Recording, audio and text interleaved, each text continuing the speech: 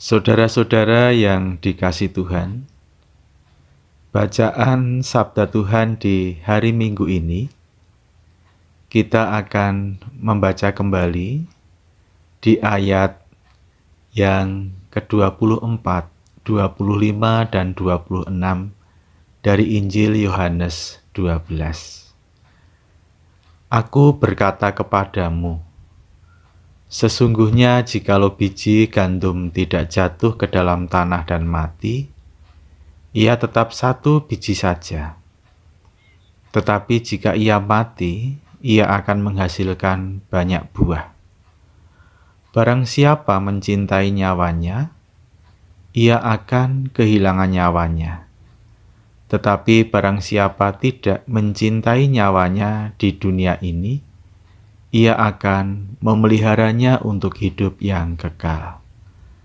Barang siapa melayani aku, ia harus mengikut aku, dan di mana aku berada, di situ pun pelayanku akan berada.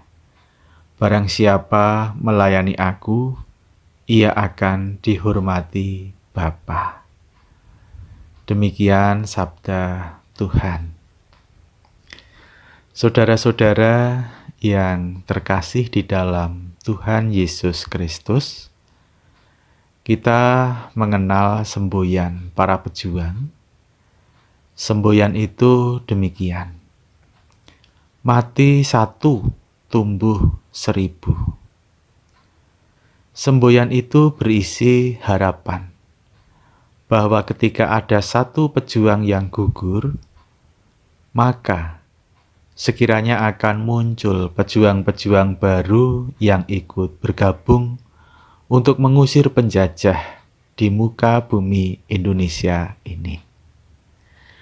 Semasa hidupnya, Tuhan Yesus pun sebenarnya adalah seorang pejuang.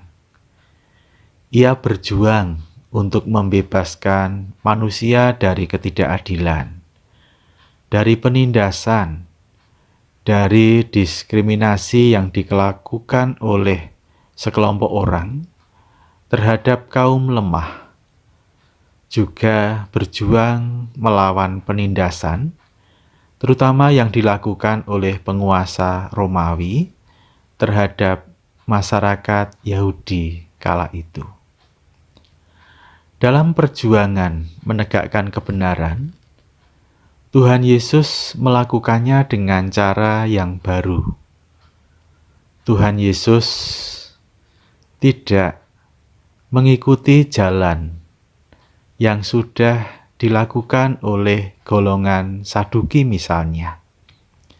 Walaupun mereka terdiri dari para imam, namun golongan ini yang juga banyak terdiri dari para bangsawan dan orang-orang kaya, justru selalu berkompromi dengan pihak penjajah demi mendapatkan rasa aman dan perlindungan atas kekayaan dan jabatan mereka. Maka di dalam perjuangannya, Tuhan Yesus tidak sejalan dengan yang dilakukan oleh golongan Saduki.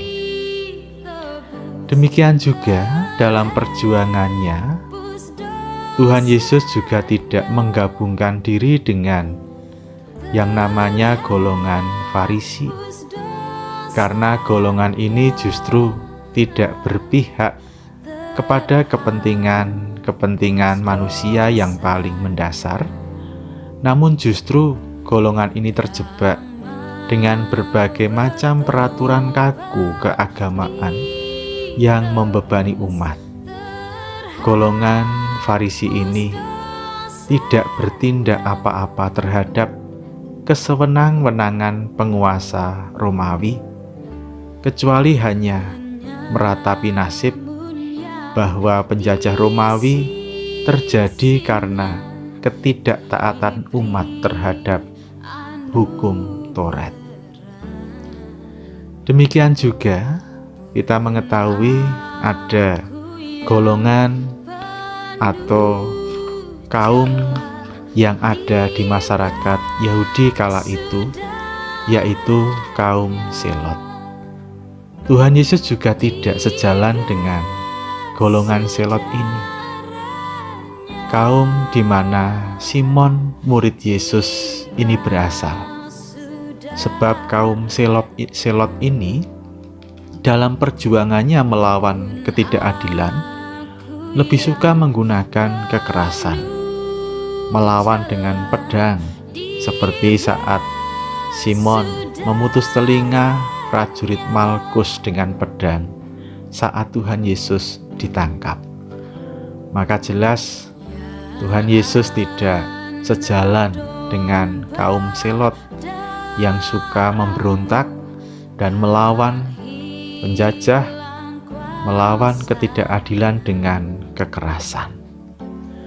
Tuhan Yesus juga tidak sependapat, tidak sejalan perjuangannya dengan golongan Eseni, sebuah komunitas yang hidup memilih memisahkan diri dari masyarakat luas, menghindari dari kenyataan hidup untuk melakukan hidup dalam kesalehan yang eksklusif.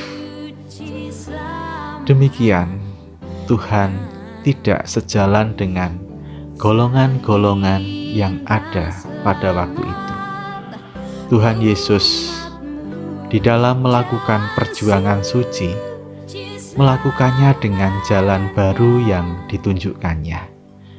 Ia mengenalkan cara yang berbeda, yang baru dalam berjuang melawan ketidakadilan. Perjuangan Yesus adalah perjuangan dengan kasih, kekerasan, walaupun derita dan kematian ada di depan mata. Namun bagi Yesus, mati pun tidak menjadi soal jika memang melalui kematian itu justru akan membuahkan hasil kebenaran yang berlipat-lipat. Sama dengan semboyan para pejuang RI, namun semboyan Tuhan Yesus tertulis di dalam ayat yang ke-24. Sesungguhnya jikalau biji gandum tidak mati ke dalam tanah dan mati, sesungguhnya jikalau biji gandum tidak jatuh ke dalam tanah dan mati, ia tetap satu biji saja. Tetapi jika ia mati, ia akan menghasilkan banyak buah. Bagaimana dengan kita? Para pejuang-pejuang Kristus di dalam menegakkan kebenaran, keadilan, dan kasih di zaman kita saat ini? Apakah kita akan berkompromi dengan iblis agar hidup kita terjamin sesaat? Atau apakah kita sembunyi dalam peraturan-peraturan agama, namun sama sekali tidak berkarya nyata menegakkan kasih dan keadilan? Atau justru kita sembunyi dari kenyataan, lari dari kenyataan hidup menjadi pribadi atau menjadi kelompok yang sok suci, sok saleh dalam lingkup diri sendiri? Atau kita justru terjebak seolah menegakkan agama namun justru melakukan kekerasan terhadap pihak-pihak lain? Tuhan Yesus hari ini menawarkan kepada kita untuk mengikuti jalan yang dilakukan oleh Kristus. Ikutilah jalan salib Kristus, sebab jika kita ikut menderita karena Kristus, maka saat kita mati pun akan tumbuh generasi-generasi penerus kita, yaitu orang-orang yang tangguh, yang berani menegakkan keadilan, kebenaran, dan kasih. Kiranya Tuhan memberkati kita. Amin.